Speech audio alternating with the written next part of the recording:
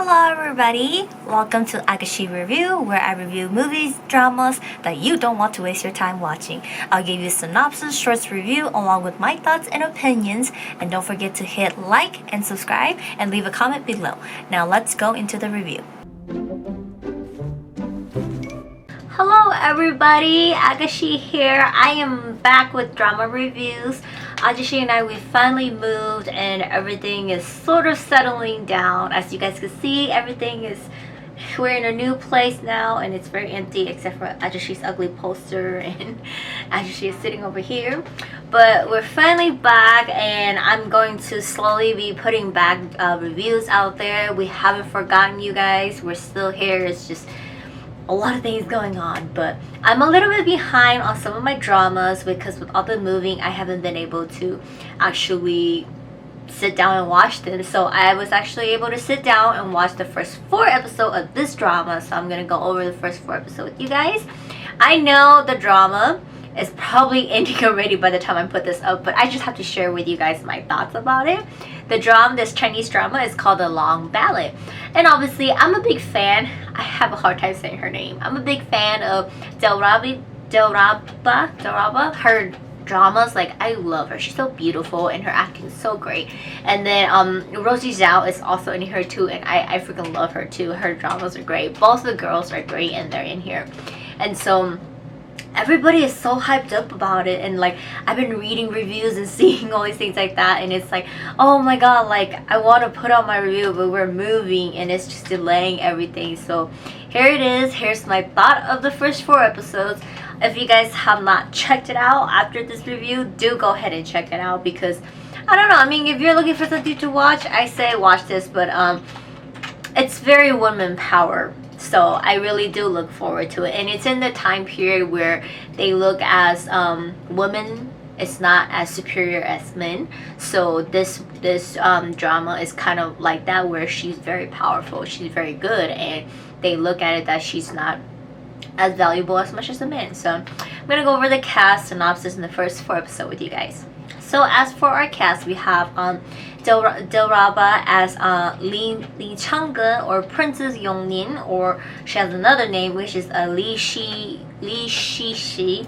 And then we have Liu Wu as Ashala, I think that's his name, Ashala's son. They're from like the green grass place. And then we have Liu Yuning as Hao Du, Rosie Zhao as Li Yelang, and later she becomes Princess Yongang. And then Alan Feng as Wei Shuyu, and there's tons of other people, like literally so much people more. As for our synopsis, this drama sets in the time period of the 626 CE, whatever, during the realm and politics that centers around Chang'an. And things are, you know, happening in the palace in the Tang Dynasty, and leading to a prince leading a bloody coup to kill his family. And during this time, he kills his family, his brother's family, leaving Li Changgang to get away, and she managed to escape. So now the prince finds himself that he's on his way to become the emperor, and Li Changgang, who set her mind to get revenge on her family. She musters up and creates a powerful army to go up against and overthrow the new emperor, which is her uncle.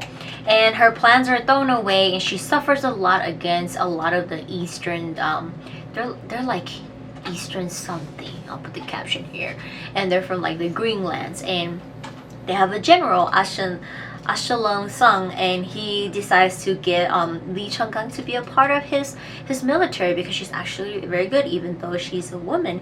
And throughout all this, he starts to develop feelings for her and fall in love with her.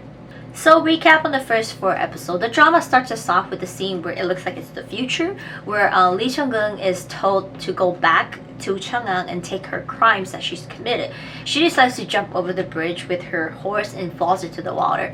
And it's so cool. It turns into like comical style, where it's like, it turns into like comic reading. So you're like seeing animation and stuff like that, and like the drawings and everything. It's just so cool. I love it when they turn into all these scenes. And then we move on to actually the present time, that we see Ashalong Sung. I keep calling Ashalong, but that's like their last name. Asalang's son, he's in town and they dress as commoners and they pass notes. And suddenly some royal guards come and they almost run over his men and they start a fight. But then someone jumps in with the horse and stops them. Everybody thinks it's a girl or no, everybody thinks it's a guy, but it's actually a girl, and it's Lee Chang'ung, and she's actually known as Princess Yongning. And before the guards can like greet her and everything, she like doesn't want her identity revealed, so she just tells them to go. So she always dresses up as a guy and sneaks out and does things out there. And she comes back home, and her mother, who loves her dearly, knows that she always seeks out. And her mother brings to her that like, you know, I know you're just as capable as your brothers and any men's out there, but this time, you know, you have to understand they don't see you that way. So that's the thing about her. She's very, very capable for one woman. And they're like these time periods, women are not acceptable to be that capable to be able to lead an army into a fight. Well, she can actually do that, you know. But yeah, like her mother tells her that the Greenland's people, whatever, has come to the palace. So they're royal people. Her dad's like the crown prince, and the mom brings up that there's like a promise decades ago between both the palace and the Greenland people that there's an engagement promise between them to create alliance, good terms between them.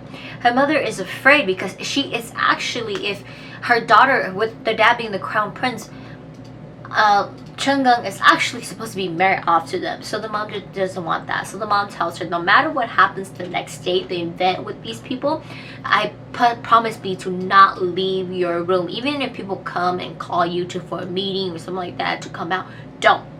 So her mom, so she's like, okay, I won't do it. And we see like her father, it seems like he's doing some shady things, and her mother is very like, she fears it, she's afraid, but she keeps everything to herself and she wants to keep her daughter safe. The next day there's like this ancient football match going on, and between the palace people and the Greenland people, they're like, you know, they don't get along, they want to win with their pride of their city and land and stuff like that.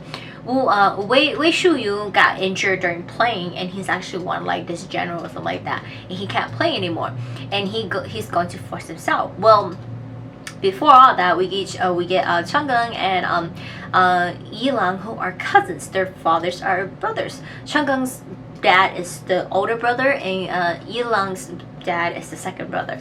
And so they snuck out to watch the game, and because Chang'ung knows that Yilang has a crush on Wei Shuyu.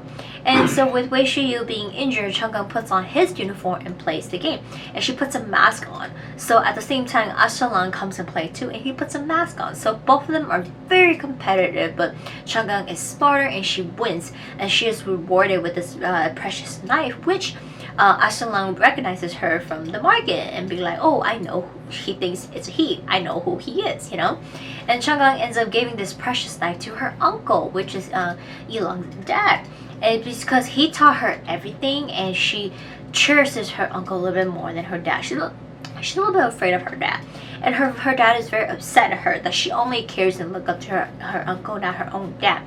And then she comes back home with her mother learning that she disobeyed her mom and stepped out of the palace to go out there.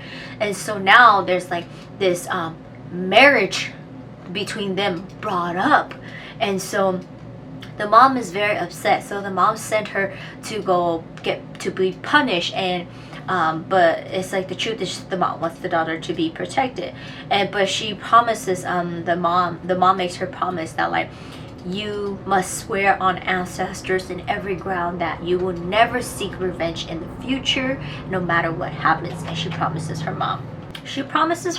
And then she goes off to this other palace where her mom's gonna send her. What she doesn't know is that her mom knows that they're about to be attacked and they're probably about to get killed, because the mom overheard a lot of the dad's conversations, stuff like that. And basically what they're trying to do was marry off Yilang to the Greenland people instead. So that's just where it starts off, where the uncle cannot allow that to happen because that's his daughter and he doesn't want his daughter to go, when truthfully and lying is supposed to be Chang'ung, who was supposed to marry with the Greenland people, but you know, her dad is the crown prince and he's covering all of this. So Chang'ung ends up leaving. She ends up leaving, and things doesn't go well between her and her mom, because she's upset her mom, but she feels bad and she returns back home to say goodbye to her mom first. But she witnesses every single person in her household, her palace, dead. her parents are dead, and it turned out it was her second uncle who has now been crowned the crown prince. And her uncle killed everybody because her dad brought out the marriage and his daughter was going to get married instead. And so he could not allow that, and so he killed his brother and his brother's family. And they see Chang'eng is still alive, and they try to kill her, and she escapes.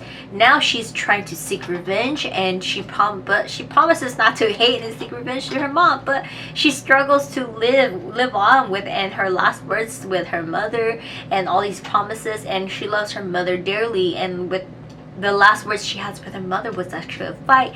So now she's like trying to find out the truth and get revenge. And this is where she gets very, very involved with Ashila-san, and they don't really know that she's a girl in the first place, and he eventually finds out because she's always dressed up as a guy, and she's always outsmarting them, and she's very smart, so they don't know. And then eventually he learns that she's a girl, and he actually likes her for that. So that is the recap of the first 4 episodes. It's just very the intro to us to get us started into the story. And like I said, she's very, very powerful. She's really, really great, and she's capable just as any man. But like I said, in that time period, woman is not as valuable as men, but for her she's like no. And it's the same thing for Ashila-san. He sees it too, that she's very, very powerful, like she's very, very capable. That's why he likes her. That's why he starts to fall in love with her, because he's like, she's powerful, she's good, she's better than anyone else. So but like I'm like looking into some spoilers and stuff like that. I've been seeing clips here and there. It looks like he's gonna die, people. I'm not happy about that. I'm like, I do not look forward to that, but we shall see what happens. Honestly, I'm at episode 6 right now. I just reviewed the first 4 episodes with you guys, and I'm going to continue to see what's going to happen. It is a total of 49 episodes, so it's been a while since I've jumped into a Chinese drama where it's this long, so we'll see how this drama turns out. But if you guys have not seen it, do check it out, and I will see you guys in the next drama review.